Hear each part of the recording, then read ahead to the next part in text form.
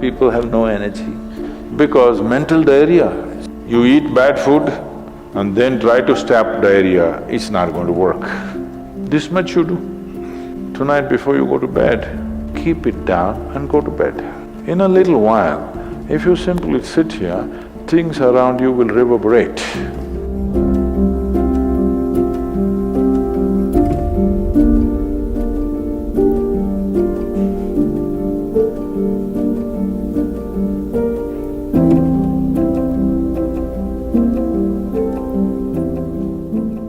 Is it possible to do it without using specific mudras, whatever?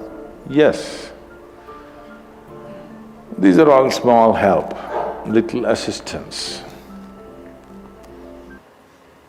You don't see a Shiva or a Krishna holding mudra and sitting like this, simply intense. Nor will you ever see me sitting like this. No, you will not see me practicing Shambhavi or this or that. If I just close my eyes for 20 seconds, I'm done. I'm ready for the day. So, this is all good help. But is it the only way to do it? No. You can simply sit. If you learn to simply sit, you'll become tremendously intense. Right now, your energy is simply expended by doing unnecessary, endless activity. When you have so much mental diarrhea, how can you have energy? Suppose you have diarrhea, do you see how weak you feel? Yes or no?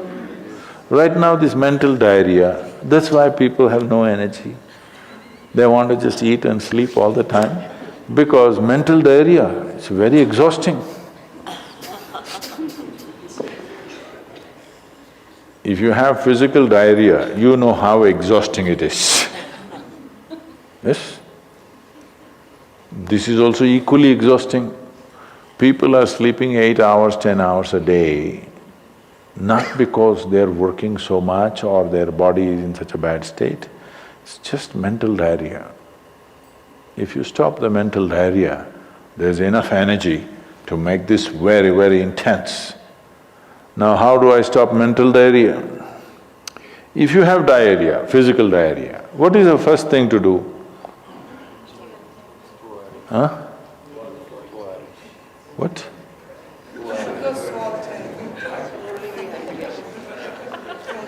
Yes, run to the toilet, I know that.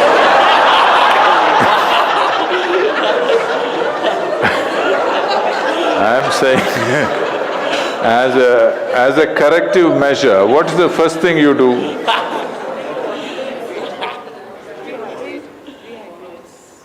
No, as a corrective measure, what is the first thing you do?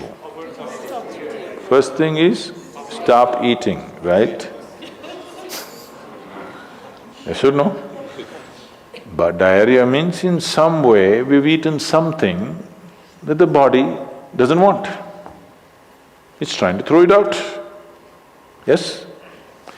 You've taken something inside which the body doesn't like, it wants to throw it out. First thing is, stay away from food for some time. You eat bad food and then try to stop diarrhea, it's not going to work. So similarly, bad food for the mind is just this. You have gotten identified with things that you are not. The moment you get identified with things that you are not, mental diarrhea is inevitable. It's bad food for the mind. Now it will run endlessly, do what you want. You do any damn meditation, you say Shiva, Rama, it's not going to stop.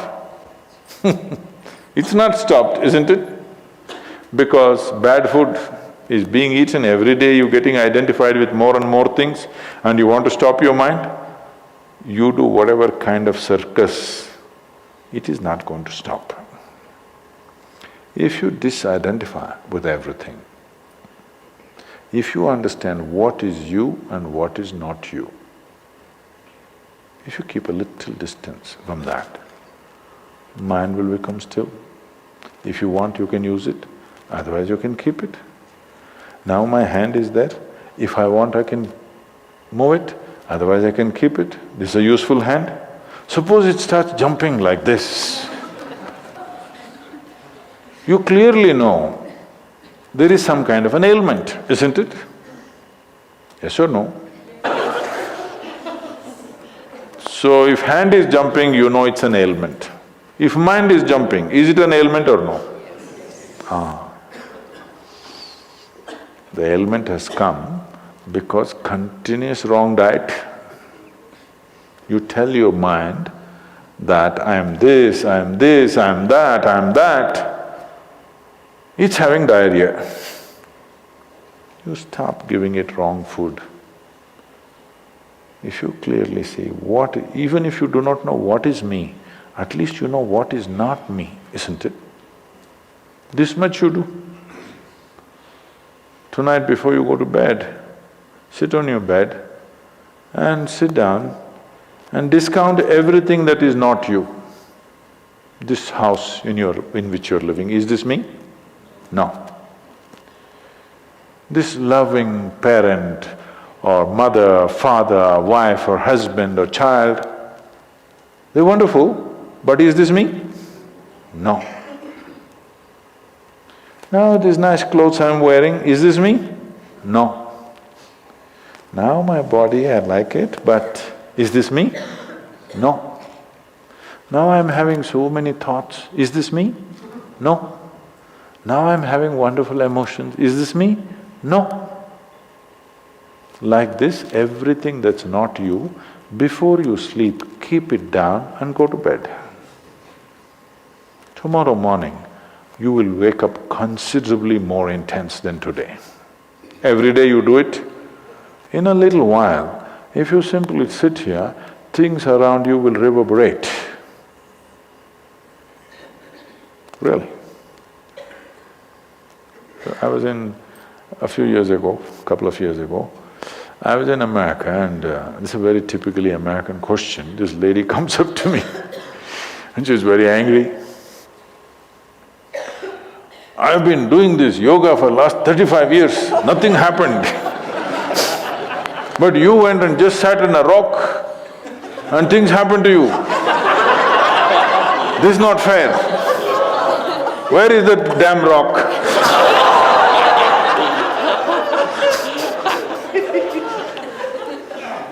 She thinks it's the rock which did it.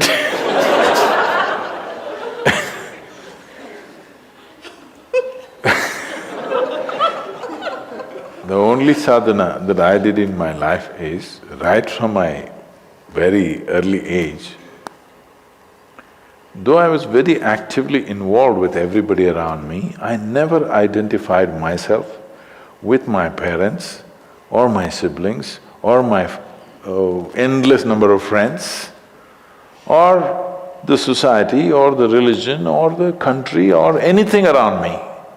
Never identified. Not that I was not involved, I was very involved, very active. Even today I'm very active and involved, but not identified. If you don't identify with anything, there is enough energy in this to become intense.